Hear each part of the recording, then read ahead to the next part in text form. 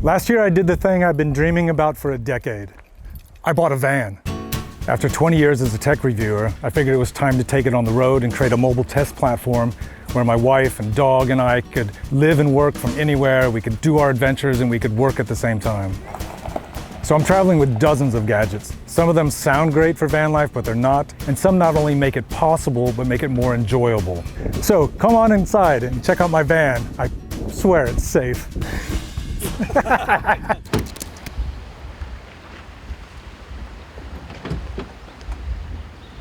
There's so much stuff. It's my chance to reorganize.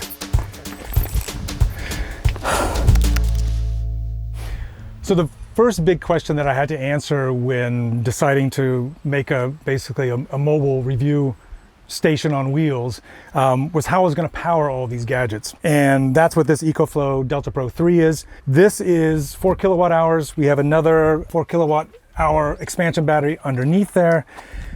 You could totally do this on its own. You don't need to invest in electrical system like a Victron, multi-components, all those blue components you see, they're synonymous with van life videos. You could do this all by itself. You could sit it in the center of the van. It has all the USB and AC outlets that you need. I didn't want to have this in the middle of the van. I instead went with a hybrid solution.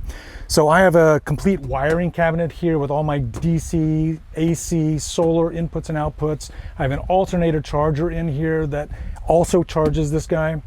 So I can leave this SoGen, solar generator, right here in the back of my van, and I have all the wiring to USB outlets. It's all wired conveniently in spots throughout the van. It never moves. I never have to run a cable to it. So for me, a hybrid setup is ideal for the kind of work that I do. Charging this thing, it's 8 kilowatt hours total capacity. I use about 1.6 kilowatt hours per day.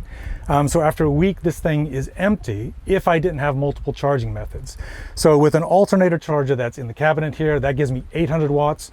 I've got another 400 watts on the roof, so I can combine those two when I'm driving on a sunny day.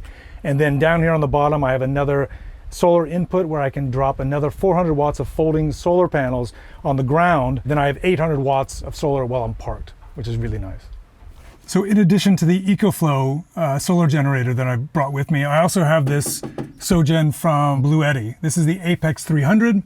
What I really like about this one is it's smaller. You can see it fits under the shelf where the EcoFlow could not. This is the main unit. Then I have 2 additional expansion batteries that are also smaller. The problem is I have 3 components instead of 2 now. But they also make it nice with these optional cables, so it gives me more options for placement. The thing I don't necessarily like is this big box I have to manage. It's got an Anderson connector here, but this is what provides DC output to my van. So this plugs into the electrical box over there, and this gives me power for the Max fan and the water pump and all my integrated lighting. But I do like the modularity. Maybe it's too much. My wife and I, we both work 9-to-5 jobs, and that means we have to show up virtually to the office every day, regardless of where we are actually physically located. To do that, we have a combination of data plans. We have 4 different plans on our phones, 2 on each phone. But those aren't always great. Even here in Europe, where there's a high concentration of people, we're only getting 20 megabits per second on the download. We're getting like 15 yesterday on upload speeds. That's not enough to do video calls, to stream movies and entertainment, other things like that. So what we have instead is we have the Starlink Mini. Now this is my second Starlink device. The great thing about this thing, you can see it's super compact. It sips power, it connects over USB-C, and it does download speeds of, I've seen as high as 200. Yesterday, for comparison, we were seeing 120 megabits per second down. It was doing 30 to 40 up. Latency's not great, so you're not going to do some like first-person shooters or whatever, but for casual gaming, for YouTube, for everything else, this is the thing that makes remote work for us possible. So that's what's nice about the magnetic mount. I can run this through the weather stripping, and I can still close it.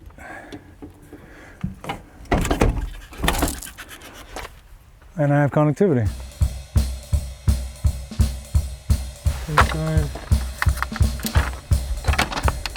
One of the places I like to work remotely is at this folding desk, especially outside. The other place I like to work is my standing desk. which is also my bed. By far my favorite place to work in the van is at this Lagoon table on my bench seat. The Lagoon table, everybody in van life knows, is the swiveling mount, so I can move it back and forth. I can also raise and lower it.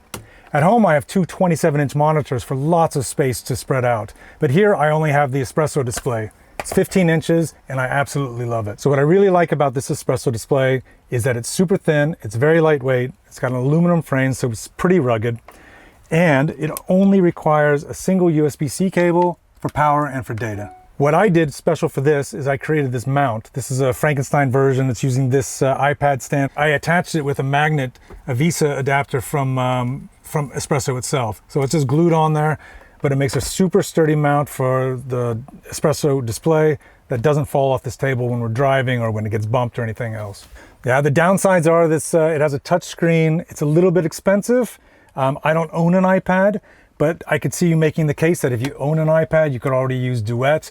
But you know, people buy Kindles all the time. Kindle's a dedicated device. It's a better reading experience. Perhaps the display on this is better because it's dedicated for you. So this is the TCL Play Cube. This is a little projector that I really wanted to like.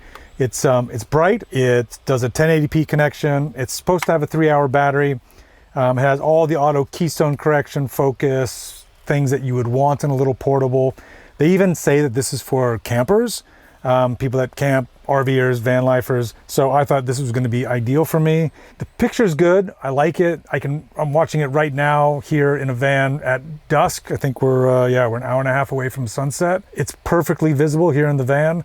At night, we can project it on the side of the van and it looks pretty good. We watched it next to a campfire, bottle of wine. It's fantastic. Problem is the battery died before the film ended. So we had to take it all inside. We ended up watching it on a laptop. You don't want that in a projector. It has to last through a movie at least.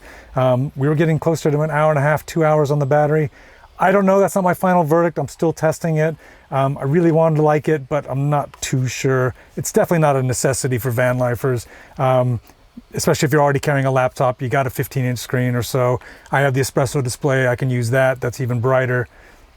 Yeah, TCL, Play Cube, not required.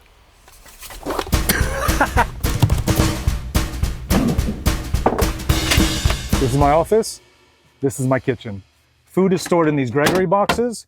Cold stuff in this Bouge RV 40-liter 12-volt refrigerator, so it sips power.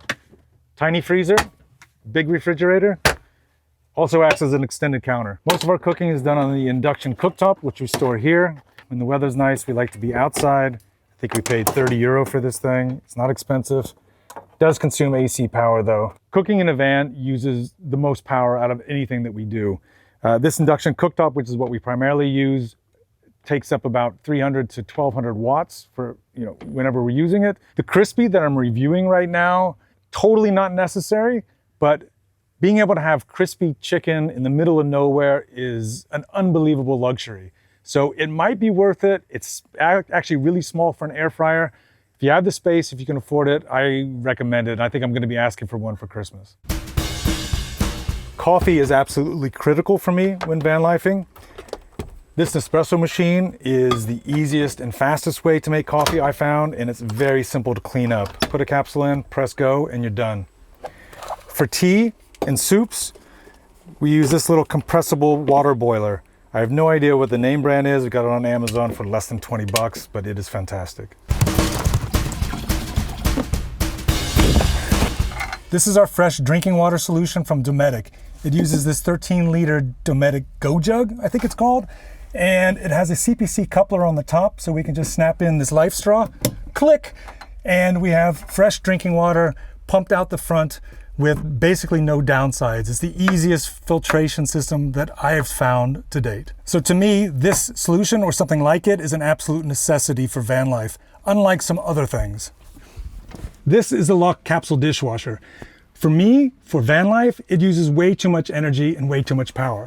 I have tested it in a tiny house where its small capacity is just fine. You have easy access to water, you have easy access to power. It doesn't take up too much space in that kind of environment. So there, maybe it's nice to have, but it's a total luxury. This is our Dometic water pump. This is where we get our fresh drinking water from. Double tap makes it come out. Over here, this is our cleaning water. It pulls the water from the tank below. Here is where we get the fresh water from, 19 liters in the fresh water tank. Over here is the gray water tank, also 19 liters. These last for about 3 or 4 days before we have to refill and dump. Our toilet is under the bench seat. Remove the cushion, lift this up. It's from Torlino, it's great, it doesn't smell. You know what a toilet does. So another thing that I'm really excited about is turning my van into a smart van, but my wife doesn't approve. So what I'm doing to automate the van is install a number of these devices from SwitchBot. They make a number of sensors, temperature sensors, lighting, a camera, and here's a hub. All this consumes power, so I'm not convinced I actually want to use it yet, but there are some nice things to have. For example, this camera I can have installed either inside or outside the van so I can monitor activity at night. So SwitchBot also makes these temperature sensors, which are nice because I can install them inside and outside the van. If a van gets too hot, I can actually have this trigger the max fan, which pulls air out of the van and cools things off, which is nicer for the dog and everything else. So one thing that I absolutely have to mention is an app called Park for Night. It's a community-driven app, so it's populated by other van lifers. What we use it for is it helps us find a place to sleep at night. It shows parking where a big 6-meter vehicle can park and we can then walk into the old town, which is way too narrow for us to drive through. It helps us find farms where we can stay at. It helps us stay at vineyards. Helps us find places where we can kite surf because you can park there on the beach. It is unbelievably useful. We use it every day. At the end of the workday, we say, okay, where are we going next? We launch Park for Night, look at a couple places on the map, and that's where we go. It is irreplaceable. Enter my van. Everything's fine. Where are the stairs down? Well, that was a good one. Another thing that's super useful for van life are headlamps. This is the BioLight 500. It's a review unit I'm currently testing. It's 500 lumens, which is super bright. It's stuck on my head, leaving 2 hands available to do whatever I need to, including taking care of this dog. They're so bright that my wife is shining and blinding me at the moment. That's fine, that's her thing. If you're doing van life, you need a headlamp. Don't get a flashlight. Headlamp's where it is. Lastly, there's my journal. At the end of a day fidgeting with gadgets, I like to go low tech, get my Pilot V7 pen, my traveler's notebook, a dram of whiskey, and just collect my thoughts. I am a writer after all, and put it down into a journal in the lowest tech way possible. It's not completely low tech. I do have an Instax printer, which is a really nice way to capture pictures, put them into my journal because a picture says 1,000 words. Look, gadgets are my job. The bad ones are a distraction to van life, but the good ones allow me to work and live from anywhere in Europe. I mean, look at this place. I found this on Park for Night. We're on the islet of Verge in Croatia in the town of Sutphen. The mayor handed me this key to the city, a literal key to the city. It's 2025, so it's NFC. This is serendipity. This is the best part of van life. You just run into people. You have chance encounters. You find beautiful places. That's the best part of van life for me.